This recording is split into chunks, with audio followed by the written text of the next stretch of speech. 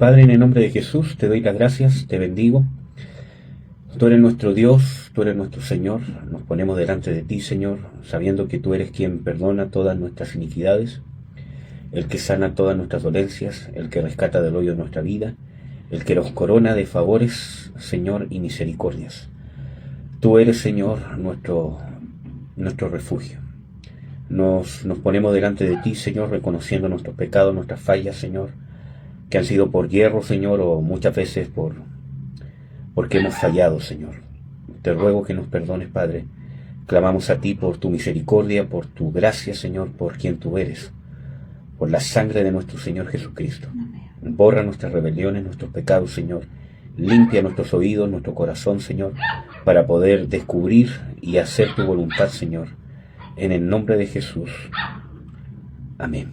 Amén. Amén, amados. Bueno, queríamos compartir un devocional que tiene que ver con el ejemplo de nuestro Señor Jesucristo. Para eso vamos a ir a Hebreos, que creo que ya les hablé hace quizás algunas prédicas atrás sobre esto, pero quiero que vayamos a Hebreos 12, del versículo 1 en adelante. Perdón, hermano. Dice: por tanto, nosotros también, teniendo en derredor nuestro una tan grande nube de testigos, dejando todo el peso del pecado que nos rodea, corramos con paciencia la carrera que nos es propuesta, puestos los ojos en el autor y consumador de la fe, en Jesús, el cual, habiéndole sido propuesto gozo, sufrió la cruz, menospreciando la vergüenza, y se sentó a la diestra del trono de Dios. Reducid pues a vuestro pensamiento a aquel que sufrió tal contradicción de pecadores contra sí mismo, porque no os fatiguéis en vuestros ánimos desmayando, que aún no habéis resistido hasta la sangre, combatiendo contra el pecado. Y voy a leer solo el 5, o parte del 5, dice: y estáis ya olvidados de la exhortación que como hijos habla con vosotros, diciendo: Hijo mío, no menosprecies el castigo, ni desmayes cuando eres de él reprendido. Amén. Perdón. Quería compartirles esto porque cuando nosotros vemos un texto bíblico que dice por tanto, inmediatamente tenemos que entender de que ¿cómo se llama? Esa palabra por tanto, por lo cual, en cualquier lenguaje es un conector entre lo que está antes y obviamente lo que está después, que tiene una relación o una consecuencia. Lo que se va a hablar es consecuencia de lo que se habló antes. Y lo que nos encontramos antes es todo Hebreos 11, entendiendo que la división de los capítulos se hizo solo para ordenar la Biblia, pero la Biblia no se escribió originalmente con esta división ni de capítulos ni de versículos. Entonces, cuando dice, por tanto, nosotros también, aquí está hablando del ejemplo que nos mostraba partiendo desde Abel, ¿cierto? A todos los héroes de la fe, ¿cierto? Mencionados aquí, Noé, Abraham, Isaac, etcétera, etcétera. Nos encontramos que dice, por tanto, o sea, teniendo este ejemplo, ¿cierto? De los héroes de la fe, cómo tuvieron fe, así también nosotros, o sea, es una exhortación a copiar, ¿cierto? A imitar esta fe, ¿ya? Por tanto, también nosotros, teniendo en derredor nuestro una grande nube de testigos. No necesariamente quiere decir que estas personas que están en el cielo no se están viendo, sino es una forma literaria de decir, o sea, tenemos en comparación a todas estas personas que vivieron este heroísmo de fe. Entonces, no es que ellos estén siendo testigos de lo que vivimos, ¿cierto? No es que el texto esté diciendo eso, sino que está diciendo, o sea, tenemos este ejemplo, tenemos estas personas que vivieron esto, por lo tanto nosotros tenemos la vara alta, por decirlo así. ¿Me entiendes? Entonces dice, teniendo esta grande nube de testigos, dejando todo el peso del pecado que nos rodea, y eso nos muestra dos cosas. Hay algunas explicaciones en algunas versiones bíblicas que traen estudio y explicación, que dicen que este pecado que nos rodea o que nos asedia, dice otras versiones, es la incredulidad. Yo creo que no estoy de acuerdo, pero sí apunta a la incredulidad. Nos muestra que cuando tenemos un pecado que nos rodea, un pecado que constantemente nos está haciendo caer y que no estamos dándole batalla, va a ser un tropiezo a que alcancemos este tipo de fe que se nos está describiendo. ¿Me entienden? Sí. O sea, nosotros entendemos que todos tenemos luchas, ¿cierto? Todos tenemos luchas contra la carne, pero nosotros no somos la carne. Muchas veces caemos, quizás en una lucha que tenemos, la otra, pero no se puede hacer una costumbre. Yo no puedo decir, ya, total, Dios, ¿cómo se llama? Me perdona. ¿Entiendes? Entonces, Dios sabe que, ¿cómo se llama? Tenemos luchas. ¿Cierto? En primera de Juan dice, estas cosas os he escrito para que no pequéis. Nuestra meta es llegar a no pecar. ¿Cierto? Más si pecaremos, o sea, si llegara a pasar, no es algo que pase, sino si llegara a pasar, abogado tenemos ante el Padre a Jesucristo el justo, el cual es la propiciación, no solo por nuestros pecados, sino también por los de todo el mundo. Entonces, si bien Dios es fiel y justo para perdonar nuestros pecados y limpiarnos de toda maldad, estas circunstancias, si no las tomamos con un corazón de arrepentimiento, con un corazón de conversión, con un corazón que tiene una disposición o una meta a enfrentar, confrontar el pecado y dejarlo, entonces va a ser un tropiezo a nuestra fe. Nos va a ensorbecer, nos va a endurecer, como dice este mismo Hebreos, ¿cierto? Que mucho, ¿cierto? Por causa del pecado el corazón se endurece, ¿cierto? O nos va a mantener en una lástima propia. ¿Me entienden? Porque yo me voy a creer prácticamente con un trato especial, es cierto, entre Dios y yo, que Él a mí me perdona todo porque soy su ungido o porque Él sabe que soy débil, pero cierto, a los demás no, porque tengo que ser duro con ellos, ¿me entienden? Entonces es de alguna u otra manera, si no resolvemos el pecado que nos asedia o que nos rodea, ¿cierto? Vamos a tener problemas. No es que no nos rodeen tentaciones, porque ser tentado no es necesariamente estar cayendo en pecado, aunque muchas veces somos tentados porque hay cosas que tenemos que resolver. ¿Me entienden? Como dice aquí de que cada uno es atraído de su propia concupiscencia, como dice en Santiago. Entonces, mientras no resolvamos esas cosas y no le demos batalla, nosotros cuando vemos la oración de, ¿cómo se llama? Arrepentimiento de David en el Salmo 51, ¿cierto? Nosotros vemos, dice de que mi pecado está siempre delante de mí. Esa es una forma literaria que no solamente se usa en algunos salmos o en el Antiguo Testamento, sino una forma de comunicación. Cuando yo digo algo que está pasando en el tiempo presente, pero no necesariamente es algo que estoy haciendo, sino es un compromiso que voy a hacer. Por ejemplo, nos encontramos con, se me olvidó el nombre de este que llega Jesús a su casa, el que se sube al árbol. ¿Nicodemo? No es Nicodemo. El que se sube al árbol. ¿Mardoqueo? No, ¿cómo se llama? Mardoqueo del Antiguo Testamento. Bueno, pero, perdón que se me haya olvidado el nombre del personaje, pero cuando Jesús llega, ¿cómo se llama? A su casa, ¿cierto? Creo que se llama, ¿cómo se llama? Saqueo.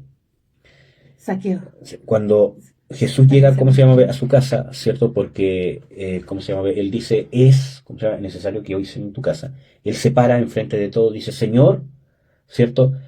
Al que, ¿cómo se llama? Le debo algo, se lo pago, ¿cierto? ¿Cómo se llama? Duplicado, etcétera, etcétera. O al que ¿cómo se llama? ¿Cómo se llama? Defraudado, se lo devuelvo. O sea, muchas veces cuando uno mira el texto bíblico y no entiende ciertos recursos, ¿cómo se llama? Literarios, está pensando de que ¿cómo se llama? Saqueo está haciendo un alarde de algo que él hacía delante de Jesús. Y Jesús dice, ha venido salvación a esta casa. Entonces, eso contradice toda la doctrina bíblica, porque la salvación no es por obras. Nadie es justificado por las obras, sino por la fe. Entonces, si no lo entendemos, podríamos pensar que este texto contradice la doctrina de la salvación. ¿Me entiendes? Porque por causa de él decir, ¿cierto? Yo soy justo y soy íntegro, ¿cierto? Pero lo que está haciendo él no es eso. Lo que está haciendo él es decir algo que va a hacer, darlo por hecho. Por eso que lo dice en tiempo presente o incluso en un tiempo como pasado. O sea, es su ¿Me promesa entiendes? que se va a cumplir. Claro, es como un recurso literario para decirle que lo que estoy diciendo que voy a hacer, dalo por hecho de que lo voy a hacer. Y esa es la señal de arrepentimiento de Saqueo. Y por eso Jesús dice, ha venido la salvación a esta casa, no por algo que él haya hecho, sino por su arrepentimiento y conversión y su cambio de vida, lo que va a hacer. Porque ya cambió su mente, ¿ya? Y él hizo un compromiso, una disposición a cambiar. Lo mismo con David en la oración, ¿cierto?, de conversión. Cuando dice, mi pecado está siempre delante de mí, uno dice, ¿cómo iba a estar delante de ti si pecaste con Betsabé? Porque cuando él ora, ¿cierto? ¿Cómo se llama? En el Salmo 51, es cuando es confrontado con el profeta, con el pecado que había, ¿cómo se llama?, cometido con Betsabé, con su esposo, con Urías, ¿cierto? Y la sentencia de muerte que Dios había dado a través del profeta al niño que había sido concebido, que ya había, ¿cómo se llama?, nacido. Entonces, ahí él ora, en esa circunstancia ora el Salmo 51. Entonces, cuando dice mi pecado está siempre delante de mí, esa frase, ¿cierto? ¿Cómo se llama? En el hebreo, ¿cómo se llama? Significa de que está puesto delante de mí como contendor. Por ejemplo, cuando nosotros nos encontramos en Génesis, con una frase cuando habla de Minru, dice, Minru estaba delante de Jehová. Y nosotros vemos una descripción de Minru que fue el primer tirano que hubo en la tierra. ¿Entiendes? Fue el primer emperador, el primer tirano que hubo en la tierra. Entonces, ¿cómo estaba delante de Jehová? ¿Me entiendes? Entonces, esa palabra delante de Jehová, incluso hay algunas versiones que, ¿cómo se llama?, lo traduce como contendor de Jehová. Y ese es el mismo sentido literario que ocupa David, para decir mi pecado está siempre delante de mí. Delante es esa palabra, ¿cierto? Y en el contexto, no. Yo me pongo como contendor. ¿Me entienden? No es que el pecado me desafíe a mí. Yo me pongo como contendor. Por eso dice, y entonces muestra esa frase como en pasado o en presente, como algo que él se compromete a hacer. Y es una evidencia de su conversión. ¿Me entienden? Entonces, mi pecado está siempre delante de mí. Entonces, volviendo a Hebreos 12. Cuando dice del pecado que nos asedia, no es la incredulidad en sí misma, aunque la incredulidad es pecado, como sabemos, sino es que el pecado que nos asedia, que nos rodea, si nosotros no lo tomamos como contendor, ¿cierto? Porque podemos victimizarnos, es que yo caigo porque soy débil, por ejemplo, ¿cierto? Yo caigo porque soy débil, etcétera, etcétera. Pero si yo no lo tomo como contendor, ¿cómo podríamos traducir esto de, ¿cierto?, una forma práctica? Si yo no tomo actitudes prácticas, tener conciencia del pecado que me rodea, mi debilidad, lo que pasa en mí, ¿me entienden? Y no estoy hablando solamente de cosas sexuales, aunque sí lo es. No estoy hablando de solamente vicios como la droga, como el alcohol, ¿cierto? Sino estoy hablando de pecados que muchas veces son más difíciles de reconocer o son más difíciles de tomar acciones en contra, porque por último, el pecado sexual, ponte tú la pornografía, la lujuria, la masturbación, o pecados que tienen que ver con el alcohol, con la droga, ¿cierto? Son pecados que no vas, ¿cierto?, a hacer en público. ¿Cierto? Que, ¿cómo se llama? Estemos, ¿cierto?, en el culto, permiso, pastor, me voy a tomar una cerveza mientras usted predica, hasta que quede borracho. ¿Me entienden? O que diga, ya, mientras estamos en el culto voy a ver pornografía. ¿Me entienden? Entonces, si bien estos son pecados que obviamente desgastan nuestra fe en el sentido que yo no lo confronto, yo no tomo la seriedad de que tengo un problema, ¿cierto? Lo tomo, lo enfrento, porque eso es que esté delante de mí, que yo tomo conciencia. Esta es una debilidad, pero no solamente, esta es mi debilidad, es mi carga, mi debilidad, mi Señor, perdóname, sino, ¿qué hago al respecto? Porque no puedo seguir cayendo. ¿Me entienden? Yo no me puedo permitir seguir cayendo. ¿Qué hago? ¿Me entienden? Entonces no basta solamente orar cuando caigo. Tengo que hacer algo para no caer. Dios me perdona, como les dije. Dios es fiel y justo para perdonar. Pero hay otros pecados que son más difíciles de admitir como pecado. Yo los puedo admitir, pero incluso por la sociedad son admisibles. Pero son más difíciles de confrontar y de verlos como un enemigo que hay que, por ejemplo, hay un pastor, el pastor que hace el personaje del pastor Rocha. Yo, en sí mismo, yo no tendría tanto problema en su personaje, para ser sincero. Creo que, ¿cómo se llama?, a veces cruza líneas, ¿cierto?, que no debería cruzar, pero es su forma de trabajo, ¿me entienden? No, yo creo que no es como para no sé, decir, oh, qué terrible lo que está haciendo. Yo creo que no es conveniente, pero tampoco podemos decir que es terrible, ¿me entiendes? Yo creo que es peor lo que predica como pastor. ¿Por qué? Porque yo no puedo naturalizar cosas que son pecados que nos asedian y nos rodean, como por ejemplo la depresión, que él la naturaliza, ¿cierto? Está bien que yo pueda reconocer, identificarme con el prójimo, en decir que todos pasamos periodos de depresión, de amargura, que ¿cómo se llama? Queremos estar solos, pero no lo puedo normalizar, ¿me entienden? A todos nos pasa. Yo sería un hipócrita si dijera que uno nunca le pasa eso, o uno nunca ha tenido crisis de pánico, como yo les he dicho desde siempre, ¿cierto? Nadie está exento. Nadie está exento de que alguna vez pase una situación que me cause estrés, que me cause o que llegue al punto de la depresión o de la amargura. Nadie está exento de esas situaciones que nos pueden llevar a esa situación. Pero yo no lo puedo normalizar, como que es parte de la vida cristiana. ¿Entienden? Así como no podemos normalizar el pecado de la lujuria, el pecado del alcohol, como les dije, ¿cierto? Tampoco podemos normalizar, por ejemplo, el mal carácter o la lástima propia o el pobrecito de mí. Pero los normalizamos porque no son pecados asquerosos, o la arrogancia o la soberbia. Es que yo tengo luchas con el orgullo, pero yo tengo que entender de que no debo ser orgulloso, no debo ser amargado, no debo ser depresivo. Entonces, desde un punto de vista práctico, perdón, poner ese pecado delante de mí es que yo admito que es pecado y estudio el pecado en la Biblia para darme cuenta de qué manera ve Dios ese pecado.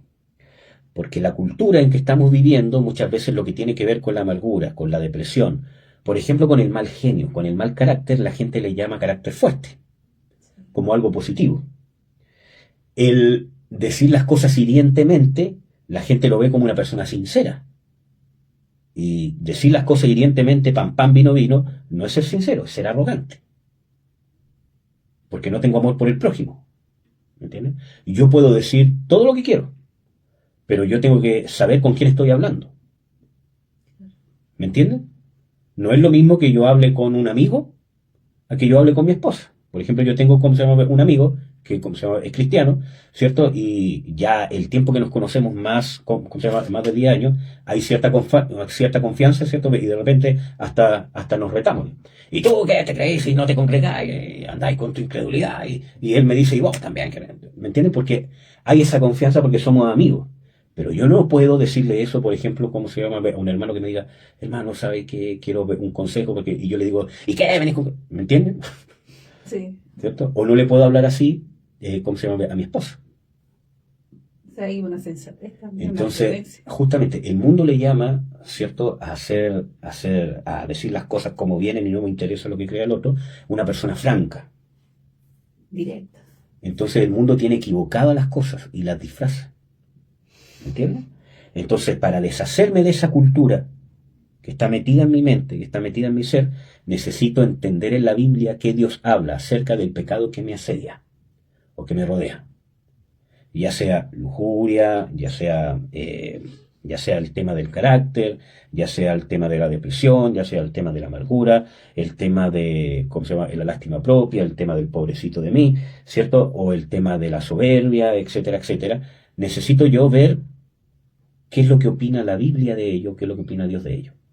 Ese es el primer paso para poder decir que el pecado está delante de mí. Después que lo entiendo, acepto esa resolución de la Biblia como una verdad y empiezo a deshacerme de mis conceptos, reemplazándolos con los conceptos de la Biblia. Cada vez que me viene a la mente o la sensación de no importa si es parte de, yo lo reemplazo con un versículo bíblico. No, Dios dice de que aborrece tal cosa, por ejemplo. Y así voy cumpliendo lo que dice Romanos 12, ¿cierto? Transformados por medio de la renovación de vuestro entendimiento. ¿Me entienden?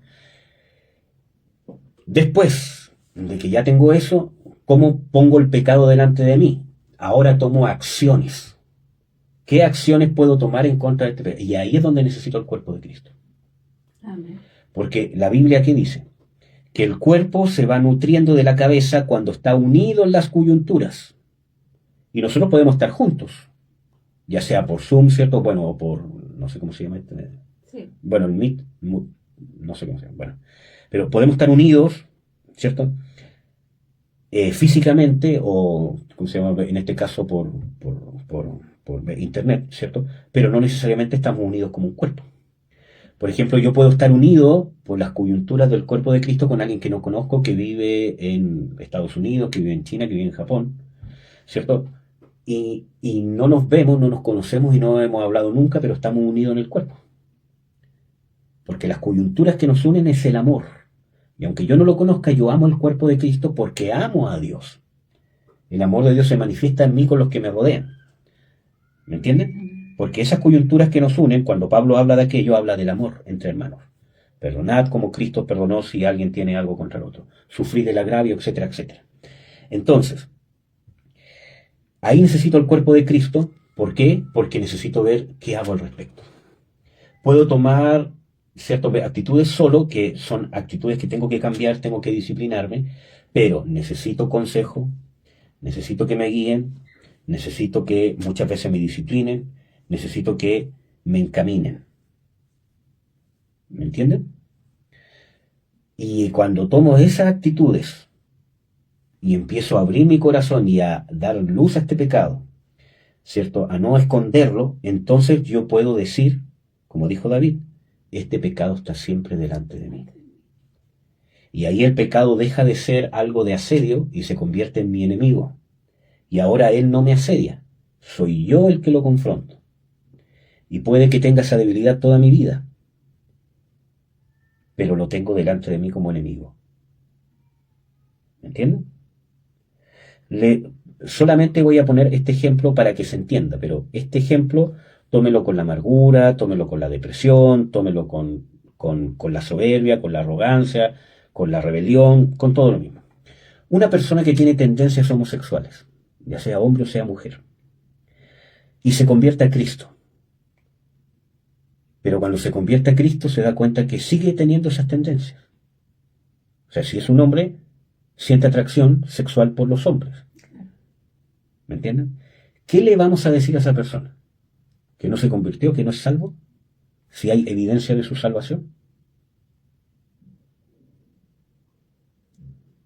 Jesús nos confrontaría y nos diría, el que esté libre del pecado, láncele la primera piedra. Porque se supone que usted se convirtió, ¿cierto?, de la lujuria y resulta que todavía siente deseos de tener sexo ilícito. Antes del matrimonio, por ejemplo. O, ¿cómo se llama?, con mujeres que no son su esposa, o con hombres que no son su esposo, o la masturbación, o la pornografía, ¿cierto? O reemplácelo con la depresión o con la rebelión. Se supone que usted se convirtió y que la rebelión es el pecado más grave porque es un principio satánico y resulta que usted se rebela contra las autoridades que Dios puso contra usted y tiene esa tendencia. Rebelarse contra su esposo, rebelarse contra la esposa en el caso de los hombres, rebelarse contra el jefe, ¿cierto? Ser testarudo, ser arrogante. ¿Me entienden? Y acuérdense que la Biblia, por ejemplo, ¿cierto?, en Apocalipsis dice, los que estarán afuera serán los perros, los temerosos, los mentirosos. También habla de los fornicarios, pero también mete otros pecados en el mismo saco. Entonces, nosotros nos podemos dar el lujo de tener cierta tendencia porque no son pecados cochinos, entre comillas digo. Pero, por eso le digo, le doy este ejemplo con el homosexualismo para que se entienda, pero reemplácelo con cualquier otro pecado. Entonces, esa persona tiene esas tendencias, pero no se deja llevar por esas tendencias. Ahora, si en el tiempo pasado lo vio como un aliado para entregarse, si lo vio como algo que sabía que era malo, pero ahora que es cristiano, lo ve ahora como un enemigo al que tiene que atacar. No tiene que negar su identidad. ¿Me entienden? Y así como muchas veces hay gente que lucha contra la adicción a las drogas, contra la adicción a la pornografía, contra la adicción al pobrecito de mí, a la amargura, a la depresión, etcétera, etcétera, o a la soberbia o a la rebelión, ¿cierto? Así esta persona tiene que trabajar en contender con ese pecado. Porque si le decimos a esa persona que porque tiene tendencias homosexuales no es salvo, entonces todas las personas que tienen lucha de caer en pornografía tampoco son salvos. Claro. Por ejemplo. ¿Me entienden? Entonces es lo que yo confronto el pecado. Y así nosotros podemos crecer en la fe. Cuando empezamos, ese pecado deja de confrontarnos y nos damos cuenta. Entonces, cuando recurro al cuerpo de Cristo, para lo que ya les dije, que me aconsejen, etcétera, etcétera, pero principalmente a la escritura, la oración, a doblar las rodillas, porque puede que se forme el efecto contrario, que yo sea un cristiano perezoso y quiero que los ministros hagan todo por mí.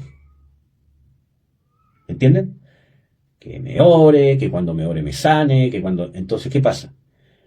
Yo necesito el cuerpo de Cristo para que me pueda guiar y hacer desarrollar. Pero pueden pasar dos cosas peligrosas. Primero, que yo sea lo suficientemente arrogante y soberbio como para decir, yo no necesito al cuerpo de Cristo, no necesito nada de esto, porque yo tengo que hacerlo solo o sola, ¿cierto? Ya sea la lucha con la amargura, con lo que sea, ¿cierto? Y el otro extremo, de que yo necesito tanto el cuerpo de Cristo que no hago nada por mí mismo. Tenemos que llegar a un equilibrio. Porque o depender mucho, ¿cierto?, es malo, o no depender de nada también es malo. O depender a mi manera también es malo. Entonces tengo que encontrar el equilibrio que me da la Biblia, ¿cierto? Dice sujetados los unos a los otros, bueno, y creo que son pasajes que ustedes ya conocen. Y siguiente es lo que nos dice acá, dejando el pecado que nos asedia. Y esa es la parte, por tanto nosotros también, teniendo en derredor nuestro tan grande nube de testigos, ¿cierto? O sea, primero tengo que enfocarme en que se puede y se debe hacer. Por ejemplo, nosotros nos encontramos, ¿cierto?, en algunos pasajes con gente que tuvo luchas. Por ejemplo, Abraham siempre tuvo luchas con la duda, pero fue el padre de la fe. Pero la duda, no en el sentido de dudar de Dios, de decir, ay Señor, ¿será verdad? Sino que ese sentimiento fue su adversario. Reconoció su debilidad, comprendió su debilidad, cayó muchas veces, pero siempre fue un adversario. Porque nos damos cuenta que en los momentos críticos, por ejemplo, cuando Dios le dice, entrégame a tu hijo Isaac, él no dijo, ¿será Dios el que me está hablando? A ver, confírmame si es verdad. ¿Me entiende? Él tomó cartas prácticas en el asunto, se levantó temprano de mañana, tomó a su hijo y lo fue a sacrificar. ¿Me entiende? Entonces, esa debilidad en que, digamos, no se convirtió en una permisión pecaminosa. Es decir, Señor, tú sabes que soy débil, por eso no llevé a Isaac, ahora lo voy a llevar al final del día. No, de mañana temprano agarró a su hijo porque sabía que si no le iba a dar cabida a dudar. Pero si, Señor, tú me lo entregaste en la promesa, el hijo de la promesa, Dios me lo ordenó, ya lo tomo y lo hago inmediatamente. ¿Me entienden? Porque tomó cartas en el asunto contra el pecado que lo rodeaba. Ya no lo asediaba el pecado, sino él confrontaba el pecado. ¿Me entienden? Entonces, teniendo como ejemplo, por eso es que necesitamos la palabra de Dios, teniendo como ejemplo todo este ejemplo, por ejemplo, que vemos en Hebreos 11, teniendo esta gran nube de testigos, que no es que ellos estén viendo lo que hacemos, sino que son testigos en el hecho de lo que ellos vivieron, de lo que ellos estamparon, del ejemplo que dejaron. Entonces nos podemos despojar o dejar del peso del pecado que nos asedia. No que ya no sea nuestro contendor, pero el peso lo quitamos cuando nosotros somos los que atacamos. Deja de reinar el pecado en nosotros y nosotros nos convertimos en un enemigo del pecado. ¿Me entienden? Entonces, dice, corramos con paciencia la carrera que nos es propuesta. Entonces, cuando logramos esa condición, o estamos en esa condición de luchar, de contender, entonces recién podemos correr la carrera que nos es propuesta en, ¿cómo se llama? Otras palabras, podemos encontrar nuestro destino, podemos encontrar nuestro propósito y podemos tener la fe suficiente para empezar a direccionar nuestras vidas conforme a ese destino y a ese propósito real que Dios nos ha dado. ¿Me entienden? Porque si no, no vamos a poder caminar hacia nuestro destino. Y todos tenemos un destino y un propósito trazado por Dios en el reino de Dios. Dios quiere que todos trabajemos. Jesús dice, mi Padre trabaja, mi Padre y yo hasta ahora trabajamos. Entonces, no, que yo no, que aquí yo, que nunca, que yo, que mi pecado, que soy débil y todo lo demás. Aquí Dios tiene un destino trazado para todos. Y no estoy hablando de fama, ¿no? Estoy hablando de un trabajo en el reino de Dios. Efesios 4 lo dice, de que los ministerios son puestos para equipar a todos los santos, ¿cierto?, para la obra del ministerio. No es necesariamente los 5 ministerios, sino de ministrar el reino de Dios, para que todos lleguen a la unidad de la fe, ¿cierto?, y al varón perfecto. Entonces, dentro de ese camino tenemos que confrontar el pecado, tener este ejemplo de fe, ¿cierto?, para poder recién encontrar el destino que Dios tiene para nosotros. Cuando nosotros, por ejemplo, les voy a dar un ejemplo, cuando no resolvemos este pecado que nos asedia o que nos rodea y no nos sacamos ese peso, y tenemos temas con la arrogancia, con la soberbia o con la falta de atención o con la falta de aceptación, es la gente que generalmente cae en falsos ministerios. Tiene algún indicio de un don profético, que muchas veces no es un don, sino es una habilidad demoníaca, ¿cierto? Un don profético, y lo agarra y se aferra con uña y diente de aquello, y de ahí no lo saca nadie. ¿Por qué? Porque no confrontó y no hizo enemigo. Antes de eso, antes de usar el don, que puede ser un don de Dios también, pero antes de usar el don, ¿cierto?, o entender el llamado, saber el pecado que me asedia. Y muchas veces nosotros no sabemos el pecado que nos asedia, porque no nos hemos tomado el tiempo ni el trabajo de descubrirlo a través de las escrituras, de la enseñanza y de la consejería personalizada con el cuerpo de Cristo. ¿Entienden? Entonces no tenemos idea cuál es realmente el pecado que nos asedia. Como dice la escritura en el Salmo 19, ¿quién conocerá sus propios errores? Esa es como una, ¿cómo se llama? Ironía, ¿cierto? O sea, si nosotros queremos parafrasearlo para poder entenderlo, dice, nadie puede conocer sus propios errores. El que cree que lo sabe todos, sus propios errores, es porque no sabe nada. Por eso que el salmista dice, ¿quién conocerá sus propios errores? Líbrame de los que me son ocultos. Y en los versículos anteriores está hablando de la palabra de Dios. Restaura el alma, alegra el corazón, es más deseable que la miel que destina del panal, que el oro puro. Entonces está hablando de que la palabra de Dios me va a dar luz. Y no solamente que yo la lea solo, porque puedo malinterpretarla fácilmente, ¿cierto? Sino, acuérdense que la escritura dice que la exposición de las palabras, la exposición de tus palabras, alumbra. Las palabras necesitan ser expuestas. ¿Entienden? Entonces, esa condición nos va a llevar a que usted pueda descubrir cuál es su propósito, cuál es su destino. Porque cuando nosotros vivimos sin propósito, sin destino, somos de los que dice la Biblia que andamos por cualquier viento de doctrina.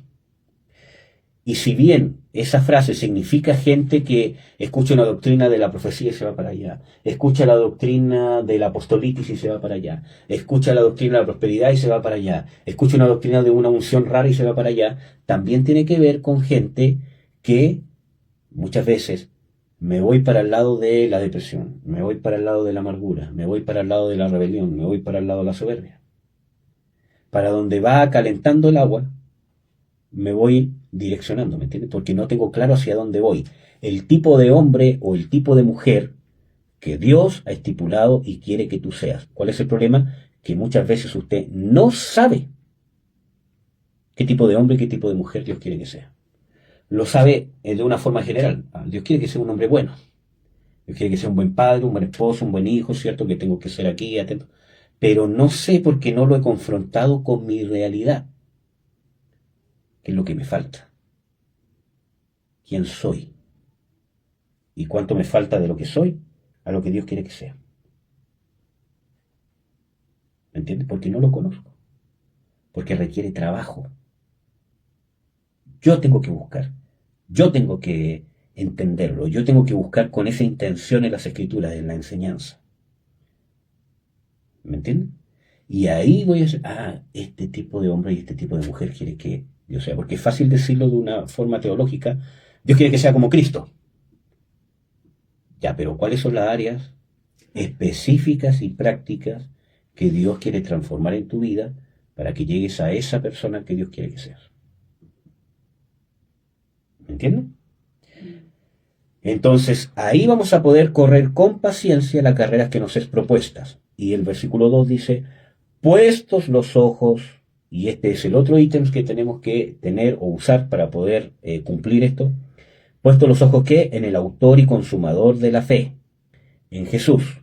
Esto nosotros lo podemos resolver de dos maneras. El autor y consumador de la fe, entendiéndolo o viéndolo como que Jesús es el autor en el sentido divino, ¿cierto? Que es el autor y el consumador de la fe, porque de él depende que la persona tenga fe, que no tenga fe, que da fuerzas para tener fe y no. Eso puede tener un sustento, ¿cómo se llama? Teológico, sí, pero yo creo que en el contexto bíblico, hablando de los héroes de la fe, hablando de lo que está hablando, más se refiere a que es el autor y consumador de la fe en el sentido que es el ejemplo, la huella. Así se convirtió, según este recurso literario que se está usando acá, en el autor y consumador de la fe, en el sentido de que él la creó, en el sentido de que él determinó los pasos de fe perfectos para hacer la perfecta voluntad de Dios. Como lo dice el mismo libro de Hebreos, que habla de que él dice, cuando tú me preparaste cuerpo, como está escrito, ¿cierto? En el rollo, como está escrito de mí, he aquí, oh Dios, vengo a hacer tu voluntad. Y en esta voluntad somos salvos. ¿Me entienden? Entonces, el caminar, entonces no es tan fácil como que usted diga, Dios quiere que usted sea como Cristo, sí, pero a usted en particular, ¿cómo se aplica? ¿Me entienden? Por eso que, ¿a qué tipo de hombre, qué tipo de mujer Dios quiere que llegue? En todas las áreas, en su carácter, en sus emociones, en su sexualidad, en sus finanzas, en la administración de su familia, en la administración de su casa, en su matrimonio, a dónde Dios quiere que llegue. Entonces muchas veces nosotros creemos que Dios quiere llegar o que el plan de Dios es el mismo plan que tengo yo. Y a veces yo tengo un plan irrealista, un cuento de hadas, una fantasía, ¿cierto? O algo irreal, ¿cierto? O algo platónico, ¿cierto? Con respecto a mi matrimonio, a la relación con mis padres, a la relación con mis hijos, a la relación con mi trabajo, a la relación con la iglesia, a la relación con mi autoridad de la iglesia o con la gente que Dios puso a cargo mío en la iglesia. Tengo una expectativa irreal, platónica, muchas veces basada en mis carencias, ¿cierto? Que me hago un cuento de hadas, o basado en la arrogancia y la soberbia. Entonces pongo metas irrealistas, que no están basadas en mi debilidad y en el trato de Dios. Y creo que Dios tiene las mismas metas que yo. Por eso necesito la palabra. Por eso que el primer paso que le dije es ver qué Dios opina de ese pecado. Porque de ahí parte la base. Entonces yo tengo que desechar mis metas y empezar a ver entonces, ya, yo quisiera, por ejemplo, estoy dando un ejemplo típico, problema en el matrimonio. Yo quisiera, por ejemplo, voy a hablar una fantasía, ya, no es que sea mi caso. Yo quiero que mi esposa cambie y que cuando llegue a la casa prácticamente entre y ella esté cantando la, la, la, la, la, siéntate aquí, esposo mío, que te voy a preparar la comida, ¿cierto? Y que mis hijos salten de alegría cuando yo llego. Papito, eres el mejor del mundo, eres un siervo del Dios Altísimo. Yo llegue y todos contentos de la mano. O quizás, ¿cierto? Y que cuando cambie, ¿cierto? Y ella reconozca lo que yo he sido. O, no sé, ¿me entienden? En las hermanas, que pasa más que en los hombres, lo mismo. Yo quiero que mi marido cambie.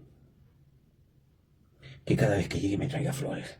Que llega, ¿cierto? Y me mire con pasión y me diga, mujer, eres mi amada, mi ayudidonia, yo te amo, ven para besarte.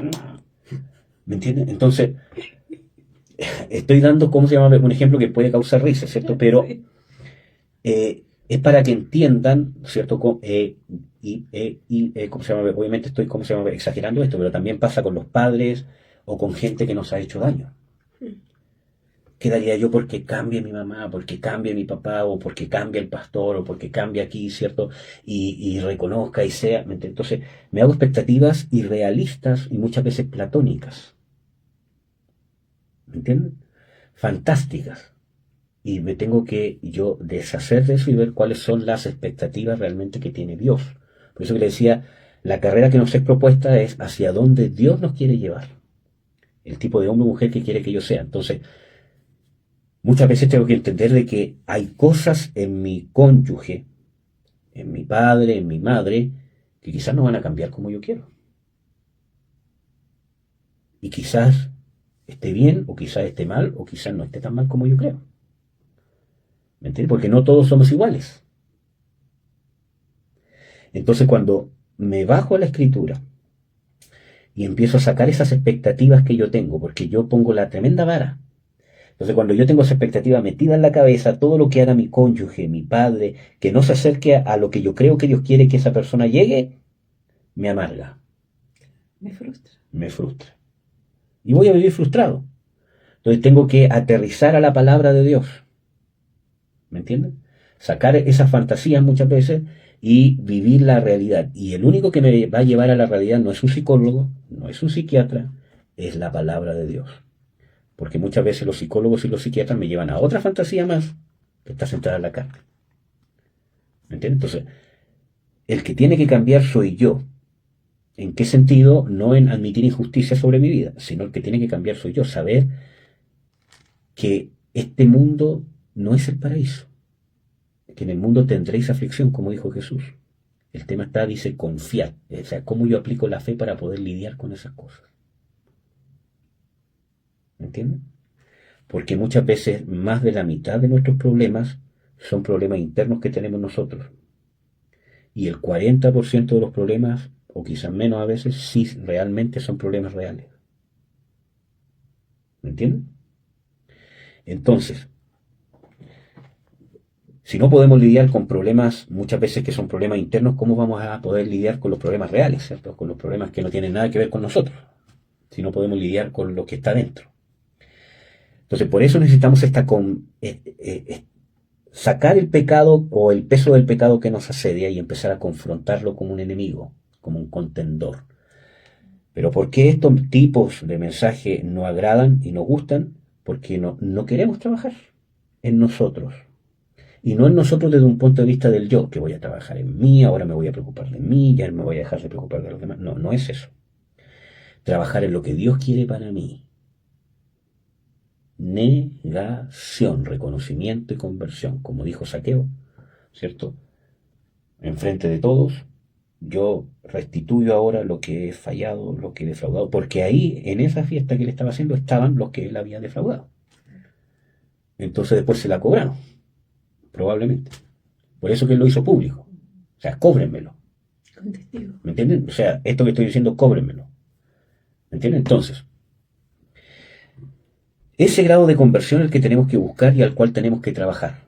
Y recién vamos a poder ver el camino que nos es propuesto o determinado por Dios, o trazado por Dios, el destino al tipo de mujer y hombre que Dios quiere que sea, y vamos a poder tener expectativas reales, espirituales, desde el punto de vista divino, hacia donde Dios quiere que llegue nuestro matrimonio. Van a haber cosas que mi esposo o mi esposa no va a cambiar como yo quiero, porque no las tiene por qué cambiar, porque el problema es mío, o cosas que no va a cambiar, porque así como yo tengo debilidades, esa persona también tiene debilidades. Hay cosas que sí tienen que cambiar, obviamente, en todos nosotros. Entonces, cuando yo me empiezo a centrar en mí, en mi capacidad de perdonar, etcétera, etcétera, y me preocupo de eso, Dios va a empezar a obrar en las cosas que pasan a mi alrededor. ¿Me entienden? Entonces, de esa manera podemos caminar puestos los ojos en el autor y consumador de la fe, en Jesús, el cual, y con esto voy a terminar, habiéndole sido propuesto gozo, sufrió la cruz. Ese propuesto de gozo tiene que ver, como les dije el otro día, ¿cierto?, en una predica, con lo mismo que dice Pablo, que todo lo que vivo en este tiempo presente no se ha de comparar con la gloria venidera. Incluso hay otro pasaje donde dice, las cosas que padecemos, ¿cierto?, no se han de comparar o que no tienen cabida o producen en nosotros un grande peso de gloria. ¿Cierto? Es lo mismo. A Jesús, habiéndole sido propuesto de que va a venir un sacrificio, tienes que morir, vas a sufrir y injustamente, ¿cierto? Porque vas a cargar el pecado y a Dios y es la voluntad de Dios que tú sufras. O sea, no solamente que mueras en la cruz, sino que sufras, que seas torturado. Dios quiere que tú sufras, necesitas, o sea, para cargar el pecado no es algo místico, que usted vea de que místicamente y espiritualmente había una bolsa de pecado sobre Jesús. y que él la estaba cargando mientras estaba con la cruz. Cuando dice cargar los pecados es porque tenía que sufrir, tenía que sentir dolor, tenía que agonizar. ¿Me entienden? Tenía que ser sufrido. Por eso que cuando le ofrecen, ¿cierto? Porque hay, en una oportunidad le ofrecen vinagre cuando pide agua, y hay otra oportunidad donde le dan hiel. Sí, con ajenjo, creo. Y la hiel, ¿cierto? Justamente con ajenjo, ¿cierto? Era un sedante que hacían, ¿cierto? Como misericordia al que estaba siendo crucificado, porque sabían que ya se iba a morir, pero, pucha, por último, para que no le duela tanto, porque morir clavado y colgado en una cruz, desangrado, donde te empieza a faltar la respiración, y como estás colgado porque ya no tienes sangre, intenta respirar con los músculos accesorios de la respiración y no puedes porque cada vez que respiras te desgarran más, ¿cierto? Es una agonía pero infernal. Sumándole a Jesús que ya había sido flagelado con los azotes y que no son 40 azotes como cuenta la Iglesia Católica, porque los que castigaron a Jesús con azotes no eran judíos, eran romanos, ¿cierto? Entonces vemos de que fue flagelado. Entonces, si tú le sumas toda esa pérdida de sangre y que ya no tenía fuerza porque lo obligaron a cargar el madero, ¿cierto? Y llega y ya tiene los clavos atravesados, desgarrado, entonces alguien le ofrece hiel. Y dice de que él cuando vio que era hiel, no la aceptó. Porque tenía que sufrir. Porque la voluntad del Padre era que él tenía que sentir el dolor, tenía que sufrir, tenía que ser flagelado, tenía que ser torturado, tenía que ser desfigurado, como dice el Salmo 53. O sea, se tenía que consolar. Desflejado, o sea, tenía que ser torturado, tenía que ser flagelado, tenía que ser desfigurado. ¿Me entienden? Eso significa cargar el pecado, no algo místico, que cuando Jesús estaba crucificado estaban así como de una manera como si estuviesen todos los pecados ahí. No, ¿Me entienden? De un punto de vista práctico es que él tenía que sufrir. Y tenía que ser voluntario. Por eso de que él rechazó la hiel. Por eso vemos el grado de compromiso de Jesús con la voluntad del Padre, que estando en esa agonía, en ese dolor, que cualquiera de nosotros podemos, por ejemplo, entrar a un sacrificio totalmente convencidos, pero cuando estamos en el punto máximo de dolor, del clímax de dolor, y nos dieran una salida en un segundo, hace esto y sales, saldríamos. Por causa de que nuestro estado mental, nuestro estado hormonal con la adrenalina alta y nuestro instinto de supervivencia nos muestran una salida, salimos. claro. Es un reflejo de supervivencia, ¿cierto? Yo puedo decir estoy dispuesto, ¿cierto? A que me golpeen y puedo recibir los 3, 4 primeros golpes bien, pero cuando ya, y esto es algo natural y fisiológico, cuando ya van en el 10º golpe y el dolor es alto, ¿cierto? Instintivamente hago esto. Y eso muestra mi instinto de supervivencia. Por eso Jesús estaba orando en agonía en el huerto, contra ese instinto de supervivencia, para prepararse. Y lo que lo preparó fue la convicción que desarrolló durante toda su vida del compromiso que tenía en no hacer su voluntad sino la del Padre. Por eso de que en ese instante de agonía pudo su convicción, su mente conectada con el Espíritu, su mente, su razón, ¿cierto? Ir en contra del instinto de supervivencia. Y más aún, teniendo del Padre la posibilidad de salir. Porque el Padre tenía que darle la opción que él estuviese completamente consciente que si él pidiera en ese momento bajar porque no lo soportaba, el Padre, como él mismo dice, ¿no sabes que mi Padre enviaría 12 legiones de ángeles? O lo dice contra Pilato, si mi reino fuera de este mundo, mis súbditos pelearían para que yo no fuese entregado. Hasta tal punto que los demonios que estaban en los judíos, ¿cierto?, que le dicen, si eres hijo de Dios, bájate de la cruz y vamos a creer en ti. O sea, la tentación no fue menor. Eso significa haber cargado el pecado. Y eso significa porque él ya tenía trazada la meta. A eso se refiere con haberle sido propuesto gozo. ¿A dónde te quiero llevar? Y no necesariamente tiene que poner los ojos en las cosas naturales, sino tiene que poner los ojos en las cosas espirituales. Espirituales como Dios quiere que usted sea de una manera práctica, como hombre, mujer, esposo, esposa, trabajador, etcétera, etcétera, y cómo va a llegar al tribunal de Cristo. Por eso de que la doctrina del rapto es lo peor que le ha pasado a la iglesia. Porque es una doctrina de conformismo puro. La bienaventuranza es el rapto, y ahí llegamos. Listo. ¿Y qué va a hacer después? No tengo idea, ya llegué, con eso me conformo. Pero no voy a sufrir. Nada que ver. O sea, no es que con eso me conformo, yo tengo que trabajar, como vimos en la prédica anterior. Yo tengo que sembrar, porque yo siembro en el grano desnudo, ¿cierto? O sea, siembro el grano desnudo, que después va a resucitar, ¿cierto? Y va a heredar el reino. Pero tengo que poner los ojos en el tipo de hombre carácter que Dios quiere formar en mí, porque ese tipo de hombre, mujer o de carácter es el que va a resucitar. Usted no va a cambiar mágicamente la resurrección. Su cuerpo sí, etcétera, etcétera. Pero el carácter que formó acá, espiritual, es el mismo que se va a desarrollar ahí. ¿Me entiende? Obviamente no vamos a tener este hombre de pecado, ¿cierto? El tema de la carne, pero el carácter que formó acá es el carácter con el que va a resucitar. Acuérdense, por ejemplo, de que en Apocalipsis, cuando dice las almas que estaban bajo el altar, dicen, Señor, ¿hasta cuándo no vengará la sangre de nosotros en la tierra que hemos sido asesinados, mártires, etcétera, etcétera?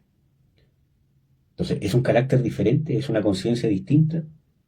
Es la misma. ¿Me entienden?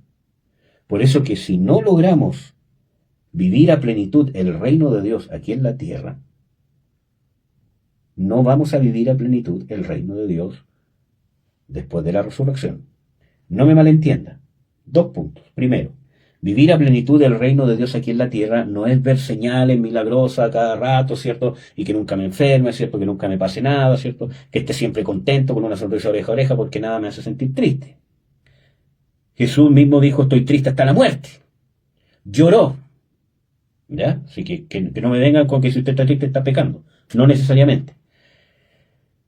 Entonces, no es ver milagros y que nunca me falte dinero, ¿cierto? Y que nunca voy a pasar por pobreza, ¿cierto? Que son cosas que pasan. Jesús dice, en el mundo tendréis este tipo de aflicciones. Pero confiad, yo he vencido al mundo.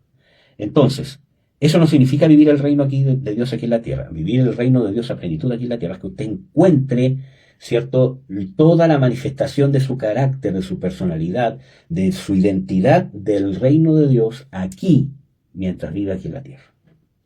Que tiene que ver con lo que le estoy diciendo. ¿Qué tipo de hombre, qué tipo de mujer, qué tipo de esposo, qué tipo de padre, qué tipo de... Dios quiere que yo sea. Porque muchas veces nosotros nos conformamos. En realidad yo no soy tan malo, ¿cierto?, aquí y allá. Pero, ¿a qué me llamó Dios? ¿Por qué me salvó? ¿Por qué estoy casado con esta persona y no con otra? ¿Por qué ahora? ¿Por qué no antes? ¿Por qué no me encontró a los 5 años? ¿Por qué ahora estoy teniendo este tipo de encuentro con Dios y no antes? Tengo que cuestionarme eso, entender por qué, cuál es la carrera que me es propuesta. Pero primero me tengo que quitar el peso del pecado que me asedia. Entonces, ese es, por eso dice, puesto los ojos en Jesús, el autor y consumador de la fe, puesto los ojos en lo que Él hizo, en su pisada, en su huella, ¿cierto? Y habiéndole sido Él propuesto gozo, ¿qué hizo? Sufrió la cruz. ¿Qué significa la cruz para nosotros? No es que usted va a ser necesariamente crucificado, aunque puede pasarnos. ¿Qué significa? Negación. Para nosotros la cruz, ¿qué es? Negación, victoria. La cruz es lucha contra este pecado que nos asedia. Cuando Jesús dice, el que quiere seguir en pos de mí, tome su cruz y sígame, es esto mismo. ¿Cuál es la cruz que tú llevas? No es tu suegra. ¿Ya? ¿Cómo se llama? O tu cónyuge. O ¿cómo se llama? El hijo que me tocó. ¿Me entienden? A tus padres, tu familia. Sí. La cruz es las cosas que Dios está cambiando en ti. Las cosas que Dios le está apuntando con el dedo. Esto tiene que cambiar. Tienes que llegar de aquí hasta acá. Pero ni siquiera sabemos qué es lo que Dios quiere cambiar y mucho menos sabemos hacia dónde tenemos que llegar. ¿Cómo vamos a saber el llamado ministerial entonces que Dios tiene con nosotros? Por eso que la gente se equivoca o lleva un ministerio a medias. Porque si no sabe esas cosas en su carácter, ¿cómo va a tener discernimiento para saber el ministerio que Dios tiene para mi vida? ¿Me entienden? Entonces, amados, habiendo tenido eso, Jesús, claro, pudo sufrir la cruz, hacer un lado su instinto de supervivencia Y así nosotros tenemos que llegar a lo mismo, hacer un lado nuestro instinto de defendernos, nuestro instinto de justificarnos, nuestro instinto de rebelarnos, nuestro instinto de querer justicia ahora, ¿cierto? Y no dejar la justicia en las manos de Dios. Instinto de ser arrogantes, instinto de ser soberbio, de ponerle el pie encima a la gente, o de ser, ¿cómo se llama?, timoratos, del temor justificado. No, que yo no, porque yo soy menos, es que ellos son los ungidos y yo no. Eso es lástima propia, hermano. Deje eso a un lado y sepa lo que Jesucristo hizo por usted en la cruz. Y diga, yo tengo que servir a mi Señor que murió por mí en la cruz, se desangró, lo tengo que servir. Déjese de excusa, es que lo de allá son los espirituales, que yo no, es que aquí, que allá, que me miró, que me mimó, que esto es para los pastores. Deje de eso, saque todo eso del frente, ese pecado que lo asedia, y enfóquese. Jesús, aquí estoy. ¿Qué quieres que haga? Porque Jesús murió por mí, este tremendo sacrificio. No es solamente para que yo me quede sentado aquí para jugar a ser papá, mamá, profesional, no tengo idea, ¿cierto? Y esperar que Jesucristo venga y resucitar. ¿Cómo piensa que Jesús hizo un tremendo sacrificio solo para eso? Tiene que haber un llamado, tiene que haber una dirección, tiene que haber una carrera propuesta, un gozo propuesto. ¿Me entienden? Si fue un tremendo sacrificio, Jesús cargó sus pecados. Es Jesús el que murió por usted. A Él le tiene que servir. Ante su trono va a llegar usted. ¿Cómo se va a conformar solamente? Me conformo con jugar al papá, a la mamá, al esposo, a la esposa, y mientras esté medio feliz, listo. ¿Cómo no va a haber un llamado al ministerio? Y no hablo de los 5 ministerios solamente. ¿Qué parte tengo en el ministerio del reino de Dios? Porque tiene una parte. Se lo aseguro con la Biblia, que usted tiene una parte en el ministerio del reino de Dios, una parte activa. Descubra cuál. Pero nos tenemos que deshacer del pecado que nos asedia. O del peso del pecado que nos asedia. Y ahí Jesús pudo sufrir la cruz, entendiendo el gozo que le había sido propuesto, y después de eso menospreció la vergüenza. Y a nosotros lo mismo. Menospreciar, pero para eso tenemos que dejar a un lado nuestros instintos carnales, de defensa, de amargura, de justificación, de conformismo, de flojera, de temor, de lástima propia, de amargura, de soberbia, de rebelión, etcétera, etcétera, o de la lujuria, o de la droga, o del alcohol, o de el amor, exceso al trabajo, ¿cierto?, etcétera, etcétera. Y despreciando la vergüenza, o sea, menospreciando la vergüenza en el sentido de que en este mundo voy a ser mal visto si quiero vivir la vida que Cristo quiere que yo viva. Si busco ser bien visto, no tengo parte real en la herencia del reino de Dios.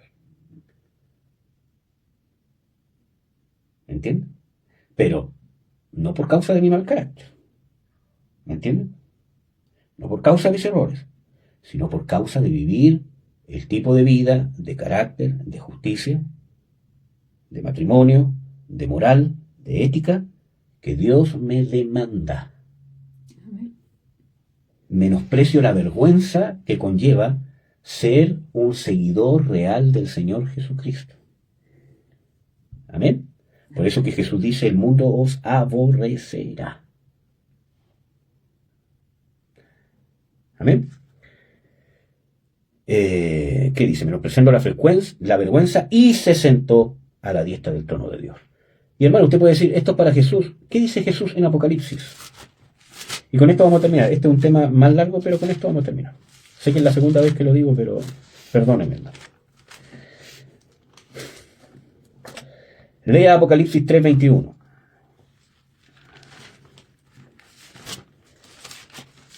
¿Qué dice aquí? Puesto los ojos en el autor y consumador de la fe, en Jesús, sí, el cual, habiéndole sido propuesto gozo, ya les traté de explicar más o menos, ¿cierto?, cómo eso conlleva a nosotros, que se nos proponga gozo, que tiene que ver hacia dónde Dios quiere que llegue. Usted sufrió la cruz, que pueda cargar esa cruz, sufrir esa cruz en el sentido de confrontar el pecado que lo asedia, tenerlo como enemigo, pero para eso tiene que entender cuál es el pecado que lo asedia, qué es lo que Dios opina de aquello, y recién va a poder tener los ojos abiertos para saber hacia dónde tiene que llegar usted con respecto a esa debilidad. Y menospreciando la vergüenza, que lo acabamos de explicar, y dice, y se sentó a la diestra del trono de Dios. ¿Y qué tiene que ver esto con nosotros? Léalo, por favor. ¿Cuánto dije? Apocalipsis 3:21. Lea. ¿Lo leo? Al que venciere, le daré que se siente conmigo en mi trono, así como yo he vencido y me he sentado con mi Padre en su trono. Ya, aquí dice que Jesús se sentó a la diestra del trono de Dios. Y aquí que dice, de que el que venciere, yo le daré que se siente conmigo en mi Trono. trono. Yo les expliqué, ¿cierto?, el domingo anterior, que trono no es una silla física. No. Aunque hay profecías y visiones donde los profetas ven una silla física, ¿cierto? Pero no es una silla física, es un lugar de autoridad divina. No es que usted va a ser Dios, sino que es que Dios nos va a dar autoridad de parte de su trono, de parte de su autoridad, de su delegación para ejercer, ¿cierto?, una voluntad específica que tiene que ver con reinar aquí en la tierra. Así como Jesús ha sentado en el trono, ¿cierto?, de su Padre, como dice Hebreos, así también a los vencedores que vencen como Él ha vencido. Por eso que tiene que ver con nosotros Hebreos, así como Él lo hizo, los que venzan como Él mismo lo hizo, también como Él se sentó a la diestra del trono de Dios, también se sentarán en el trono de Jesús. No tiene nada que ver con que usted es un Dios o que va a ser un Dios. Tiene que ver con hacia dónde va a llegar. Y ahora, para que vea de que esto ya está.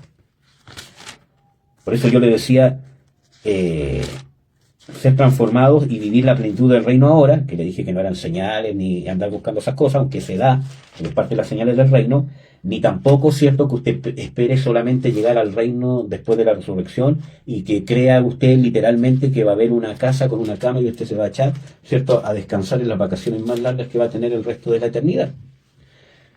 ¿Cierto? Hay una parte en el reino. Vamos a leer Efesios 1.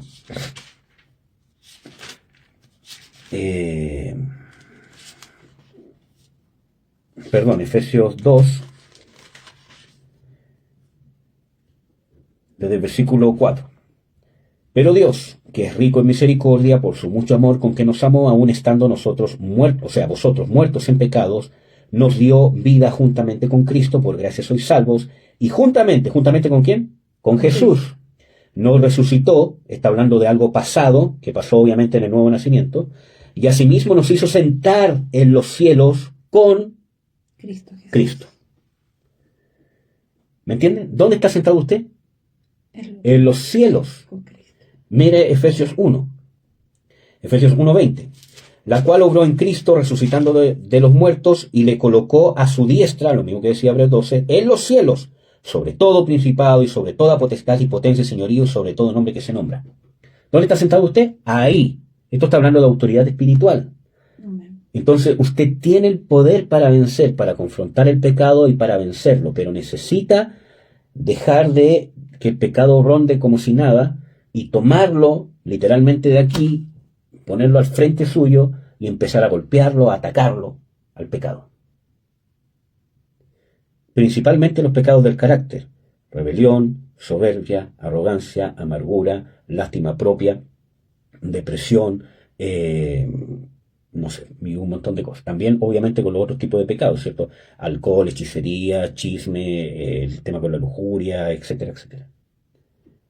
¿Me entiende? Entonces, necesita tomarlo de una vez y empezar a hacer cosas y no vivir como un pajarito. Y cuando caí, doblo mi rodilla, Señor, perdóname. Y vivo como un pajarito, caí otra vez, Señor, perdóname. Obviamente Dios lo va a perdonar, pero está limitando su fe.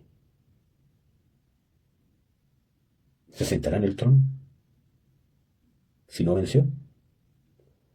No es que no tenga la tendencia, ya les di el ejemplo del homosexualismo, ¿cierto? Sino que usted la confronte como un enemigo. Ya no anda pululando y que de repente aparece y usted cae. Y que cuando aparece usted lucha, trata de luchar como puede. No toma cartas en el asunto. Búsqueda en la palabra, en la oración, en la consejería, en la sujeción, en la administración. Amén. Amén. Amén, hermanos. Oremos. Padre, en el nombre de Jesús, te doy las gracias, Señor, por en realidad más que devocional, esta prédica, Señor. Te ruego, Señor, que pueda llegar a lo profundo de nuestro corazón, que nos perdones nuestra incredulidad, nuestros pecados, Señor, que muchas veces hemos dejado y hemos consentido en el tema de la lujuria, en el tema de la perversión, en el tema de la arrogancia, de la soberbia, quizás del alcohol, de la droga, del mal carácter que lo hemos justificado como una persona franca, o la lástima propia que lo hemos justificado como humildad, eh, la amargura, la depresión, la falta de perdón, el resentimiento que lo hemos justificado bueno, tú sabes, Señor, te pedimos perdón, Padre, más que por el pecado en sí mismo, el cual nos arrepentimos, es por estarlo consintiendo, Señor, por no confrontar el pecado, por no tomar cartas en el asunto como tú esperas que lo hagamos. Queremos, Señor, tener la fe de Jesucristo, la fe de los héroes de la fe. Queremos, Señor, vivir el reino a plenitud en esta vida terrenal para poder heredarlo en la vida venidera. Ayúdanos a conocer cuál es nuestra real condición, cuál es la cruz que tenemos que cargar y cuál es la carrera que nos es propuesta, la meta, el destino, el propósito por el cual vivimos, por el cual estamos casados o por el cual no estamos casados todavía, o por el cual tenemos este tipo de trabajo o no tenemos este trabajo. ¿Cuál es el propósito? ¿Cuál es el destino hacia el cual nos quiere llevar? Abre nuestros ojos para así como Jesús poder nosotros, Señor, realmente poder ver el gozo que nos es propuesto, sufrir la cruz, menospreciar la vergüenza y vencer y sentarnos en tu trono, Señor Jesucristo. Queremos reinar contigo, Señor, aquí y en la vida venidera. Ayúdanos, Padre, porque somos ignorantes. Creemos que sabemos cosas que no sabemos. Líbranos. No tomes en cuenta, Señor, nuestros pensamientos, Señor, que escapan de lo que tú crees, y creemos y confiamos en ti, que el que empezó la buena obra, tú eres fiel y la vas a terminar. Te bendecimos, Señor, te rogamos por tu perdón, en el nombre de Jesús.